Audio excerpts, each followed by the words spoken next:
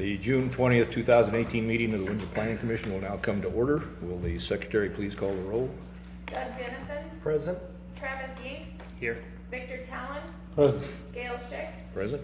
Jerry Bushelman. Present. Daniel Foreman. Present. Kelly Holm. Present. First item on tonight's agenda is a review of the agenda itself by the Planning Commission for any items to be added or additional information. Mr. Chair, I move we accept the agenda as written. Second. It's been moved by Commissioner Talon, second by Commissioner Foreman, that we accept the agenda as presented. Those in favor will vote yes. Those opposed vote no.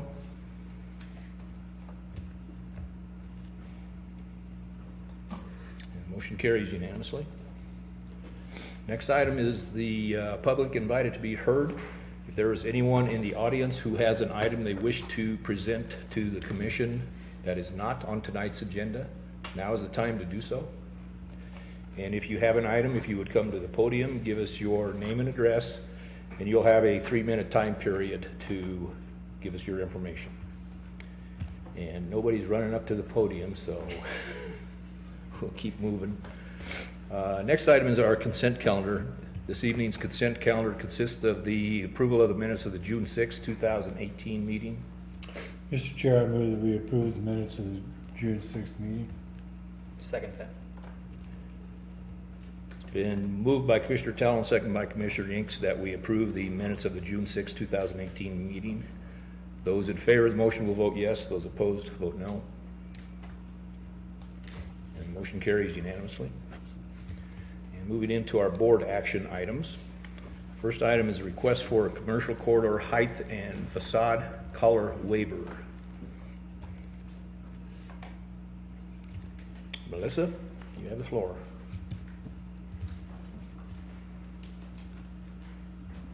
Yes, this is a waiver from the commercial corridor plan, for both height and facade colors for the mill property on Third and Main. The waiver is from the 45-foot requirement to allow for a 50-foot building along the main street. I just wanted to mention that the general commercial zone, which is the zoning for this, allows for 55. The commercial corridor plan is what's setting the 45-foot requirement. And then also for the facade color, the commercial corridor plan asks that facade colors will be earth tone, and the colors that may be used provided that, or other colors may be used provided that they are sensitively integrated in the overall color palette. So again, this property is at Main Street and 3rd. It's in the general commercial zone. It is immediately adjacent to the central business zone. I believe most of you are familiar with the site. This property did go through a site plan review about a year and a half, 2 years ago, and then due to the conditions that occurred on the site, they are now coming back through. So this is the landscape and site plan. It is now for a 22,000 square foot or 23,000 square foot building, and it will be a 2-story building at this time. The original site, or the current site plan submitted is pretty similar to the original site plan. The original site plan is on the left part of the screen. It is now, instead of a 4-story building, it will be a 2-story building, but the footprint is pretty much similar. It got a variance from the Board of Adjustment to allow for it to be rebuilt in its original footprint. So everything else is the same. This is the new building's perspective. It's a 2-story building now, but this area right here with the kind of simulating like a grain tower kind of aspect is the area that will be over the 45-foot height limit for the commercial corridor plan. And then the red siding that's proposed for the addition to the east side of the building has that red siding, and that is the color for the facade that we're discussing. So these are just some elevations showing the different perspectives of that area that's above the 45-foot, and then also the extent of the red facade siding. And then this is the south perspective, this is the north on the bottom. And I just outlined the areas that we're talking about tonight. And these are the east and west, and then the annex perspectives. This is the previous rendering for the mill. If you remember, it was a fourth-story building. It also had that aspect, like a grain tower kind of aspect in the middle of the building, and it had the red facade on the east end. And that is the original building facade. Again, you can see the grain elevator kind of like type aspect, and then the red facade. So a waiver of the architectural standards of the commercial corridor plan has several criteria that need to be met. One is the strict application of the applicable standards will result in either extraordinary practical difficulties or undue hardship. That the proposed waiver, if approved, will protect the public interest equally or better than the site standards for which the waiver is requested, and that the approval of the waiver request will not be detrimental to the public interest.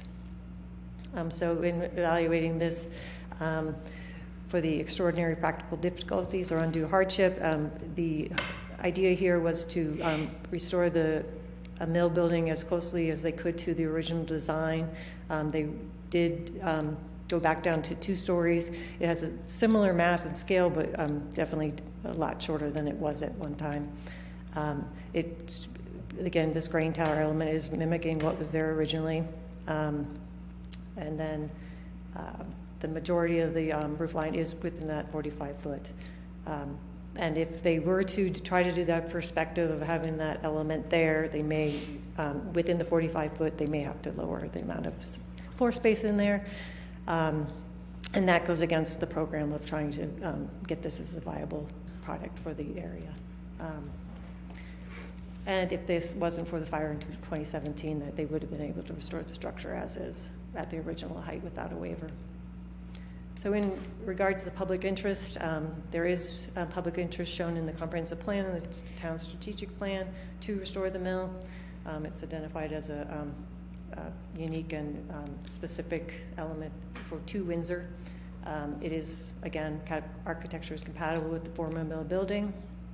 And there are some directions of the commercial corridor plan and the downtown corridor plan design guidelines that do encourage the use of architecture elements such as this grain tower and to reuse or be respectful of the historic or traditional design and colors of a building. So it does have some support in other areas of the plans. For public interest, we do not see that this request will be detrimental to public interest. It's appropriate height for the downtown if it wasn't for that commercial corridor plan element. It is a shorter height than the original mill structure, so it's not going to increase any impacts to the adjacent properties. They are using high quality materials, and it is seen as a major downtown catalyst for reinvestment in the downtown. So we don't see that. All those positives are actually positive for the public interest and not detrimental. So for the facade color part of it, the same criteria. And again, this has a lot similar reasonings. That red siding was used before, and it is trying to be respectful of the original mill, and then also the site plan that came through a couple years ago for that red siding. And then for the public interest, again, the mill has been in strategic plans, and comprehensive plan is something that we wanted to invest in and see come back to life, if you will. So, and again, those downtown corridor design guides also support using colors that were used in original construction. And so it does appear to be sensitively integrated into the overall color palette, which is something that we wanted to, that where the commercial corridor plan asked for, that if it was another color, it would do so. And again, we don't see this as detrimental to public interest. So our recommendation is to approve the waiver for section 4A1, the height design criteria, and section 3B6, the facade color, as proposed in this presentation. And that concludes the staff report. Okay. Does the applicant have any information they want to present or words they want to share with us of wisdom?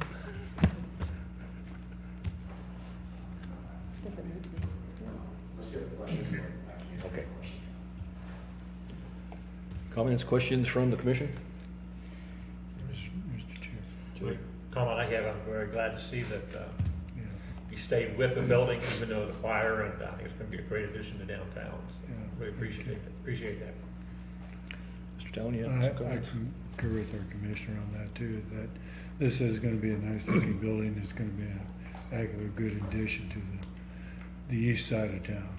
You know, so, Yeah, I personally see no issues with what you're requesting here, so I'm going to be voting in favor of it. So, any other comments, questions?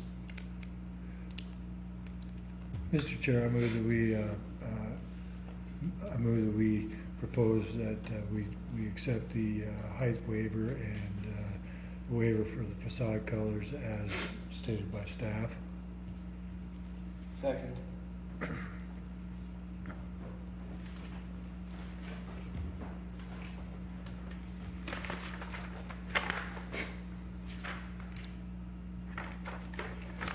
It's been moved by Commissioner Tallon, second by Commissioner Foreman, that we approve the waiver request that was asked for this item for the old mill. Those in favor of the motion will vote yes. Those opposed, vote no. And the motion carries unanimously. The only thing I wish was that there wouldn't have been a fire, but I'm sure you do too. Yeah. Thank you. Thank you for sticking with this.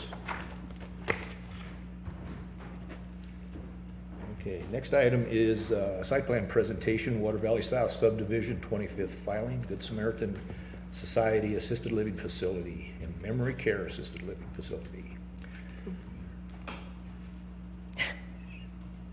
What? Melissa? Yes. This is another site plan that you have seen before, but there's been some changes that were made that we wanted to show to you so that when it gets constructed, that it wouldn't be a surprise. So this is the Good Samaritan Society Assisted Living Facility and Memory Care Unit that you saw a few months ago. It is a qualified commercial site plan. It's reviewed in accordance with Article 9 of Chapter 17 of the Municipal Code. It's located on New Liberty Road and 7th, just north of the existing Good Samaritan, I believe it's independent living units. It's zoned a residential mixed use or RMU. It's adjacent to other residential uses in the area. The site plan hasn't changed. The development characteristics are the same. It's the same size lot, same size building, same parking. The parking was had a determination back a few months ago to allow for the proposed amount on the site. Landscaping is, in general, the amount of landscaping is the same. They have readjusted some of the landscaping in response to some of these modifications. The two modifications, I should have taken off this bullet point for retaining wall because that is one of the modifications. So the two modifications since the time that you saw this site plan is the retaining wall along New Liberty to the east, and then also ground-mounted condenser units were added. Originally, those were going to be internal, and due to different specifics of the building and costs involved, now they are proposing them to be external. So the ground-mounted units will be located on the outside, on the north and the east sides. Each unit is approximately 2 by 2 by 2, so they aren't huge units, but they are, about this size. What they've done to try to reduce the visual impact of these units are a few things. One is trying to group them and not just space them out as along the whole exterior wall, but try to group them in different areas, and then also readjust that landscaping so that they could use evergreens and other landscaping to help screen them from the road. So this is the current landscape plan. It is slightly modified from the original one. This one's just the trees. It's just so some of the evergreens that have been placed over here, along with the larger landscaping area. And this is the shrubs and other plantings. And they've changed out a lot of the landscaping shrubs to bring in a little more denser screening evergreen kind of shrubs to hide those condenser units. So this is the same building elevation, same materials. This one's a little more, this one added landscaping, and I think the clouds were new from the last image that you got a few months ago. So that's all the same, the height the same, everything else. And then now we're going into the change of the retaining wall. So this was what was originally shown without the landscaping. It was a retaining wall along New Liberty that wrapped around from the east to the north. And they've taken that out and put in a slope, but there will be some exposed foundation area or extension down. So if you were looking at it with the retaining wall, the same area that would be the retaining wall is now, some part of that will be the building foundation area. So this is looking from the view, this is the new view. It does have the examples of the landscaping. What they were trying to show here is that they will have adequate landscaping to help screen those units, and also part of those that area of the of the foundation wall that is going to be exposed. So this is looking from New Liberty, looking south, and this is kind of on the corner of 7th and New Liberty, the one on the left. This is internal. That one stays the same, and then this is the east elevation where I'm showing the exposed foundation area here with the additional landscaping along it. And these are the new building elevations. They don't tell the story as well as those renderings, so I added those first, but technically I'll show you these two. It shows where the condenser units are grouped. The side elevation showing the new slope and the height of the condenser units. And then the other elevations, which largely did not change. This one did change it, again, slope in the condenser units. And this is kind of like just turning the corner. So this area is this area. So it's basically the same one, but just turning the corner. And that northeast and the east elevation. So instead of a retaining wall, you will have the exposed foundation. And then for the rest of this, I just have reference in case you had any questions about what was shown last time versus what's shown this time. So this is a site plan review, so it's just for information purposes only, but if you do have any concerns with the changes that have been made, we'd like to hear them. The applicant is here to answer any questions that staff cannot. Okay. Any questions, comments from the commission? I guess we're good to go, and we don't have a recommendation to do on that, so thanks, Melissa. Okay.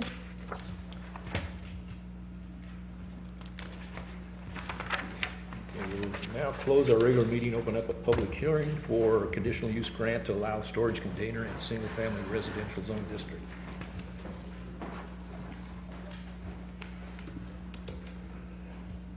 Devin. Good evening. Thank you, Mr. Chair, Commissioners. This item is for a conditional use grant to allow a storage container at Mountain View School Subdivision, first filing Lot 2, otherwise known as the Clearview Library. And I should state, this is going to be in a single-family residential zone district. Conditional use grants, as outlined in Article 7 of Chapter 16, is the conditional use classification is intended to allow consideration of uses which are unique in nature or character and except as otherwise specifically provided in this chapter, not specifically included as uses by right in any specific zoning districts. It is the specific intent of this article, except as otherwise specifically provided in this chapter, to prohibit the granting of conditional uses in any zone when such use is allowed as a use by right in any other zone. The applicant is requesting a conditional use grant to allow the use of a storage container, similar to this image as shown in this, in a single-family residential zone district. They're looking at putting, they're proposing putting, here's the site location, Clearview, near Mountain View Elementary. So the proposed storage container is going to be on the west side of the parking lot. The container is, I believe, 8 feet by 20, so it essentially takes up 2 parking spaces in the lot. So that reduces the number of off-street parking spaces to 46. So right now it's currently at 48.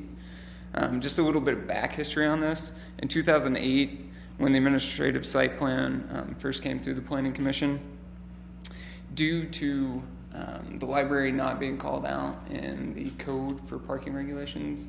The code essentially stipulates that the planning commission determines if the number of parking spaces provided is sufficient. So originally when it came through, there were 9 on-street spaces that were on 3rd Street. These 9 spaces are actually now parallel parking, so it's probably about 4 or 5 versus the 9. So tonight, the Planning Commission will need to make a determination on whether 46 parking spaces meets the library district's off-street parking requirement with their recommendation. Preliminary conversations with the applicant indicate that parking is only an intermittent issue during peak periods, so events, etc. And parking is not an issue the majority of the rest of the time. So staff recommends that the Planning Commission determine that 46 parking stalls are adequate, and further forward a recommendation of approval of the conditional use grant application to the town board as presented with either of the 2 conditional timelines below. 1 being the conditional use of the storage container is permitted until the library moves to a new location, or the conditional use of the storage container is permitted for 3 years, which upon the arrival of the applicant will be required to renew via the conditional use grant process to retain the storage container on the premises for an additional allotment of time. I will just make a note that the following Planning Commission Town Board public hearing notifications were completed in accordance with the municipal code. The affidavit of the letters mailed to property owners within 100 feet, the property posted with the notification sign, and the legal ad published in the newspaper. Staff requests that the following be entered into record. That concludes my presentation. Any questions? Good, thank you. Since this is the public hearing portion of the process, is there anyone in the audience who has any comments or questions pertaining to this agenda item? Move to close the public hearing. Second. It's been moved by Commissioner Towns, seconded by Commissioner Bushelman, that we close the public hearing. Those in favor of the motion will vote yes, those opposed vote no. And motion carries unanimously. We'll move to the next item, which is a recommendation to the town board for a conditional use grant for storage container in a single-family residential area. Anything further, Devin? You got? That's it. Okay. Comments, questions from the commission? Victor? Mr. Chair, in the time I've been in the town of Windsor, I've never seen the parking lot of the library full. So I don't think we have a problem there. But my question is, where do we come up with the 3-year plan? That's, if I remember correctly, for all conditional use grants, isn't that correct, Scott? Yeah, the past examples have been, I believe the current example is the DDA parking lot, the use of recycled asphalt to surface their parking area. They placed a 3-year time limit on that. Similarly, they put time limits on the gravel parking at Diamond Valley and Eastman Park, but in those cases, the town, when they came back to renew, the town board changed the recommendation to, or the approval to be tied to the budget, being so that the conditional use grant would stand until the budget allowed for permanent paving of those parking lots. So that's why Devin's recommendation has the 2 options, because we've done it both ways. One is a little more onerous because it requires people to come back in the future. The other is more open-ended and allows it to be, I guess, tied to the... My question would be is, when is the library scheduled to move? We have no plans to move right. Could we come up and get your name and address? Hi, I'm Ann Kling. I'm director of the Clearview Library District at 723rd Street in Windsor. We don't have any plans to move unless the voters approve a new library. So right now, that's up in the air. That's open-ended too, huh? That's open-ended too, yeah. Okay, thank you. Yep. Chairman.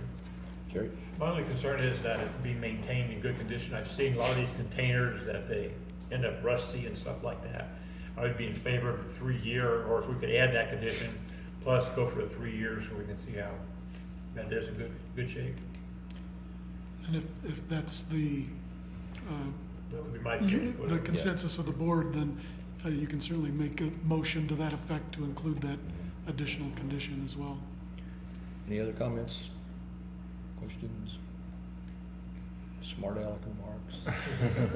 Mr. Chair, I move that we report a recommendation of approval of the conditional use grant for the 46 parking stalls to the town board, plus the conditional use for the 3 years, which upon the arrival or the applicant will be required to renew via the conditional use grant process. Second that. And moved by Commissioner Talon, second by Commissioner Inks, that we forward a recommendation of approval of the conditional use grant and use of the storage containers permitted for a 3-year period. Mr. Chair, Yes, sir. I just wanted to verify, did you also want to include the condition that Commissioner Bushelman included regarding maintenance of the container, or was that to be left off, I guess? I didn't feel that needed to be Okay. done. Okay. So the motion will stand as it is. Those in favor of the motion will vote yes. Those opposed, vote no. And the motion carries unanimously. Okay, thank you. Communication from Planning Commission. First thing I want to start with is welcoming our new members. We have a couple new ladies that are joining our group. I guess they got the short end of the straw or something, I'm not sure.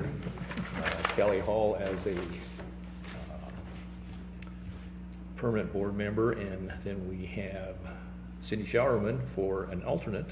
So thank you, Cindy, for applying and putting up with everything we do.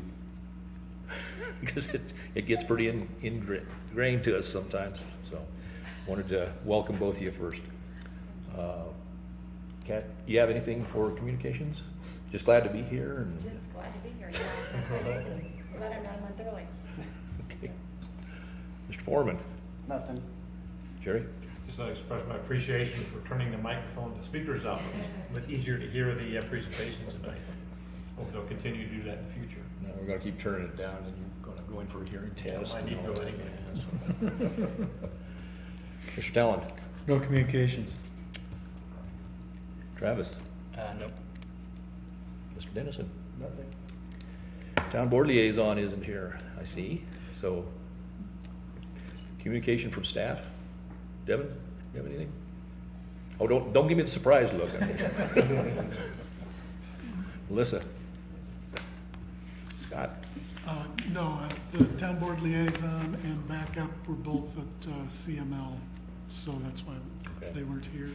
And I would also like to welcome Commissioners Hall and Sherman. Thank you. It's good to finally be back to a full board, and Yeah. so, And it's been a while since we've had ladies on the board, so. yeah. It is. So we have to mind our P's and Q's. So that's all I have. Okay. Amanda, you good to go? Move to adjourn. We are adjourned.